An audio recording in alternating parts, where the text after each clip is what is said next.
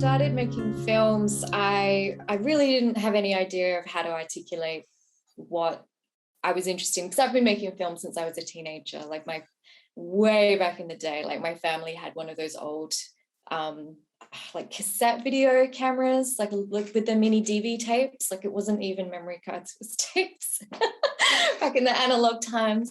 Yeah, and I just found myself, I guess they were visual poems, but I was just very, like, I like to just capture different angles and different times of day and just put them together in a sequence with music that I liked. And so the more I seem to just be doing that, but in a more, sophisticated way the older I get, because I meet more and more talented people to collaborate with. And I'm exposed to new ideas and living in different countries, or even just traveling, meeting new people. And I also have very vivid dreams. I'm one of those people that can not memorize, but recite what happens in my dream from point A to Z, which is, I thought it was normal, but my partner, he dreams and then wakes up and it's gone apparently. But then with me, and it was really funny because I go on tangents, so hopefully I don't go on too big a tangent, but it's just funny because this morning, my partner woke up and he's like, oh, I was having a really boring dream. And then he's like, how about you? And I said, yeah, so I was working for the birds. I don't know if you've seen Ozark, but I dreamt myself in the show working with them. And it all went hectic. So yeah, I don't know what's going on here in this thing, but I've always been very attracted to that sense of, I don't know, I'm not a religious person. I don't necessarily believe in a heaven and a hell, an eternal afterlife. However, there is something quite like the magic realism in life and those moments that feel a bit transcendental. I hope I said that correctly. You can't explain it. And I think that's why I've gravitated towards moving images, because as soon as I try to articulate it verbally, it's reductive and it sounds, I don't know, like it takes away the spontaneity, it takes away the mystery of it. So I just found, for me, incorporating colors, incorporating sound, different rhythms, different speeds, and just giving the viewer a lot of space to just interpret the work how they want to. That's the kind of stuff that resonates with me. So I hope that answers your question. Yeah, no, that's really cool. Like as you were talking, and I had like points. I was like, ooh. So the first one would be. I've had no media training. That's fine. That's the way to do it, though, isn't it? Because you find your own like workarounds, and then you figure out, I've been doing this the wrong way around, or actually I've been doing this a nifty way. I didn't realise. When you were saying about giving space for the viewer to interpret your work, it's very much like how dreams are. So how they operate, and it's when you were saying about how using words can sometimes limit or reduce what you're trying to say. Like, I completely agree. That's the reason why I got into film, video as well, because you can capture a lot more layers with it, but it can still remain quite simple. And yeah, kind of technology has that ability to be able to do that. And I really love how again, what you're saying about the space, how you film is also part of the concept of what you're trying to achieve. And that's really, really cool. Yeah, I mean, I think of really, I don't know, times in my life, like these non-verbal moments I've either had alone with nature or with another person or with a group. And it's so touching. And I find that's what I'm chasing when I'm creating something visually. It's like I want to capture the magic of that moment. And it's very simple a lot of the time, is capturing that simplicity. And there's also this emotional weight, and it's this really interesting balance. I don't know. I think we're always striving for something. I'm obviously not doing this to make $1 million. That is not, I mean, I can't even imagine what art would be like if that was my pure motivation. I would have like a nervous breakdown because but in terms of what I am motivated by, it's capturing those really gentle but profound moments. And so that's why I was excited about this project. I just thought, what are some visuals, because I hadn't heard the music obviously when I submitted my visuals to be considered for this, like what is something that's calming, and the fact that it's nature, and I'm really into that, natural therapy of nature. yeah, definitely. Art is a key part. Art and music are a key part of that. Yes. And it's one of those things that people garden for themselves and for others as well. And art, I think it should operate in the same way, especially in this kind of digital overload. There needs to be a space in there that is also dedicated to that kind of like spiritual technology, in the way that the intention of the artist to create space within this kind of overstimulated world. And that's what Sakura Dreams does, I believe. The music is beautiful. I'm so lucky to have been paired with Andy. Like I'm not really familiar with the instrument that he plays. At first, when I listened to it, I thought it was a guitar.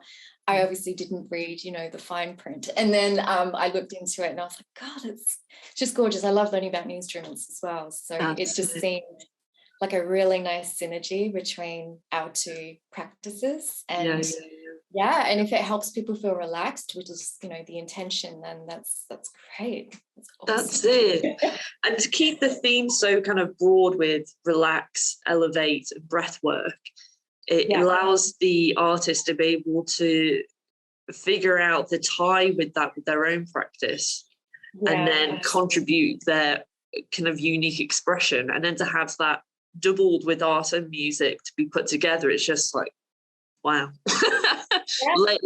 Layers of beauty, I guess. Absolutely. I think it's also, God, I might get a bit political here.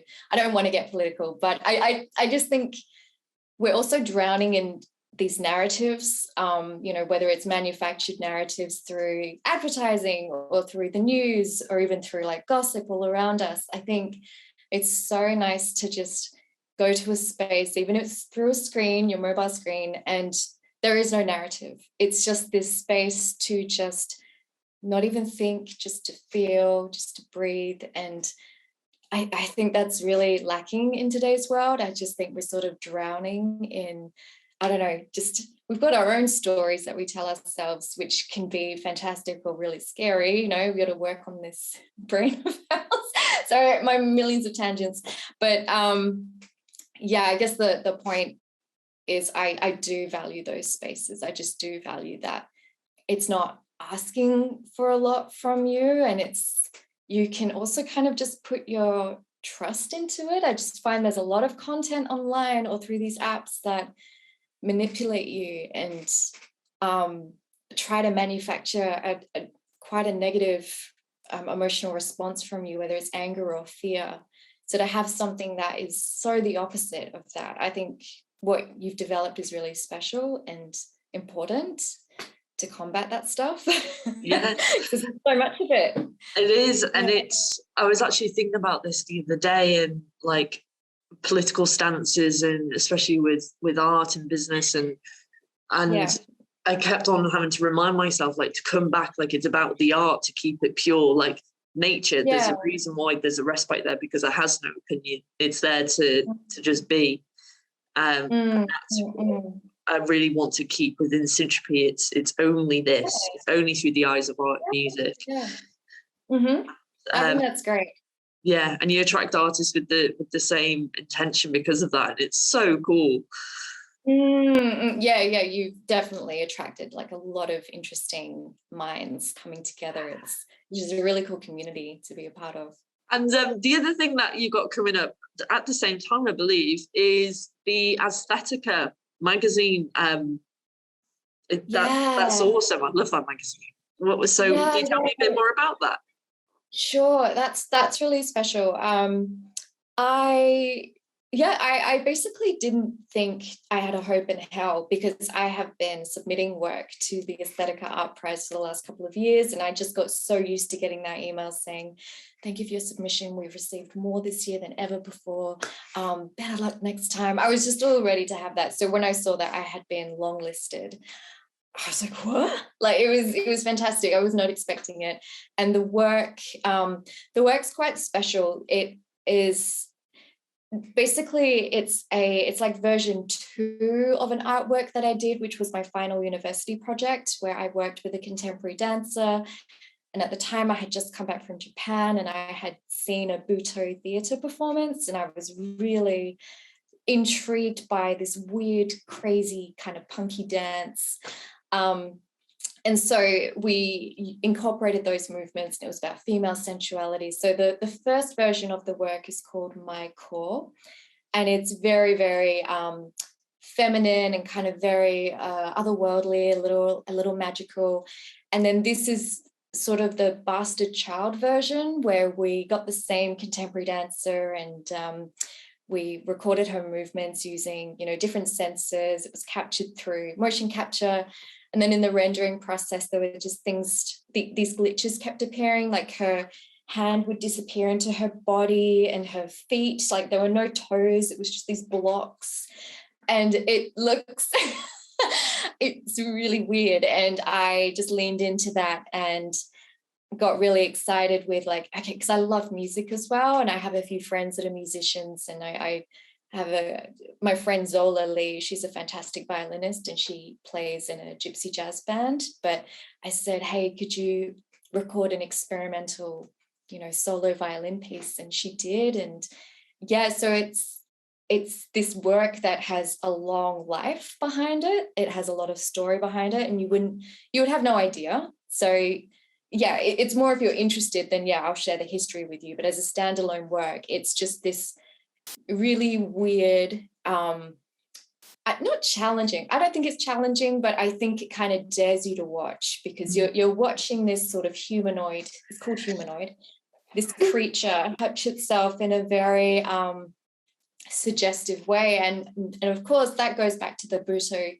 theatre influence. Are you familiar with Butoh at all? I'm not, no, please share. Yeah, sure. You may have seen images, or I know that Madonna used a Butoh performance in one of her music videos, but it's a Japanese form of dance performance, and the performers, they cover their skin in white, like white paint, body paint, and it's all about the grotesqueness of movement and expression, grotesqueness and beauty.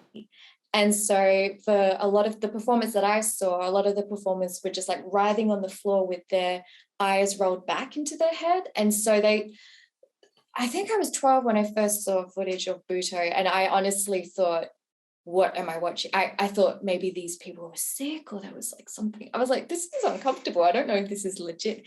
But learning about it now, I'm like, wow, it's so, it's this real weird side of Japan that even a lot of Japanese people are either they don't know about it or they don't want to know about it.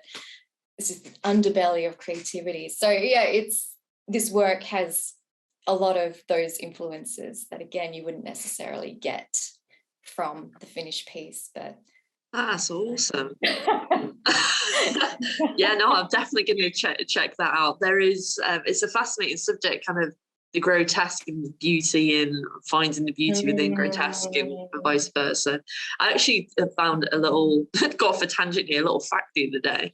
So where gargoyles, the sculptures that sit on top of churches, like kind of the winged creatures. So there's actually two. One's called a gargoyle and another is called a grotesque.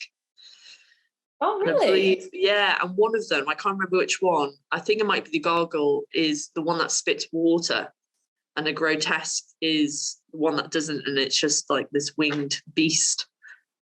Oh my goodness, my whole life I thought they were all called gargoyles. Yeah, I know, grotesque gargoyles. Yeah, it's so that just made me think it's a type of creature. fascinating, isn't it? As soon as you just sort of scratch the surface of things you have a little bit of knowledge of, it's like, okay, it's a whole new world. I know nothing. Like you can get a PhD in nearly every single thing in this world. So that's really cool. I had no idea. A grotesque, yeah.